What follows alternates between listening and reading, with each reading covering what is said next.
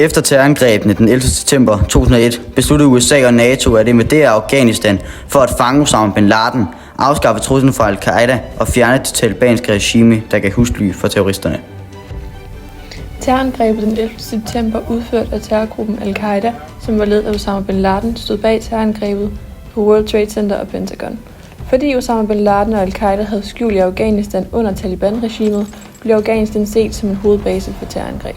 Taliban-regimet, det vil sige Taliban-styret i Afghanistan, var en islamisk fundamentalistisk regering, der gav sikkerhed til al-Qaida. USA og deres allierede ønsker at fjerne Taliban for at svække al-Qaidas base. Taliban-regimet blev også kritiseret for grove overtrædelser af menneskerettighederne, især med hensyn til behandlingen af kvinder og religiøse minoriteter. Dette var yderligere begrundelse for at invadere.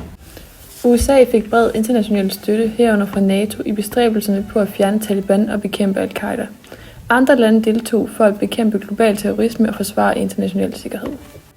I oktober 2001 indledte USA og internationale styrker en militær invasion, der hurtigt førte til faldet af det talibanske regime. Hamid Karzai blev udnævnt til præsident i en midlertidig regering, og arbejdet med at opbygge en demokratisk og stabil regering begyndte.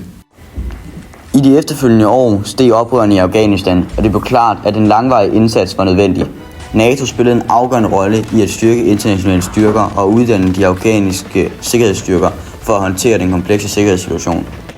Danmark har været militært til stede i Afghanistan fra januar 2002 til 22. juni 2021. 44 danske soldater mistede livet under tjeneste i Afghanistan.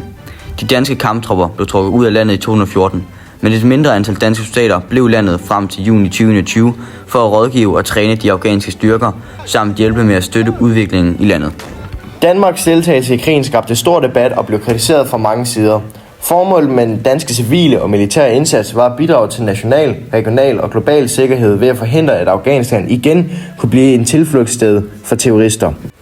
Opiumsvalmueproduktion i Afghanistan har haft en betydelig indflydelse på krigen i landet. Afghanistan har længe været verdens største producent af opium, og landets høst står for mere end 80% af verdens forsyning. Opiumproduktionen har bidraget til finansieringen af Taliban og andre oprørsgrupper, hvilket har forlænget konflikten og gjort det vanskeligere at opnå stabilitet. I perioden 2010 til 2014 lancerede USA en troop search for at forbedre sikkerheden og forsøgte samtidig at indlede fredsforhandlinger med Taliban. Troop search er et engelsk udtryk, der refererer til en midlertidig stigning i antallet af soldater, der er udstationeret i et specifikt område. Der blev sendt 17.000 ekstra amerikanske soldater til Afghanistan oven i de 36.000 amerikanske og de yderligere 32.000 NATO-tropper, der i forvejen var. Så samlet set var der en NATO-styrke på i alt 85.000 mand.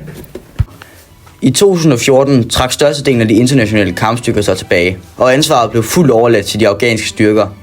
Efter den hurtige tilbagetrækning i 2020 står Afghanistan nu over for komplekse udfordringer, da Taliban har genoprettet deres kontrol og etableret en ny regering. Den 20 år lange krig i Afghanistan har kostet mange ofre. Ifølge projektet Costs of War ved Brown University i USA har krigen per april i 2021 kostet 171.000 til 174.000 mennesker i Afghanistan. Heraf 47.245 afghanske civile, 66.000 til 69.000 afghanske militær og politifolk og mindst 51.000 oprørskrigere. Krigen i Afghanistan har været langt kompleks med dybtgående konsekvenser for landet. NATO's indflydelse på konflikten har formet begivenhederne og sat sit præg på den politiske udvikling af det 21. århundredes mest udfordrende konflikt. Payback motherfuckers.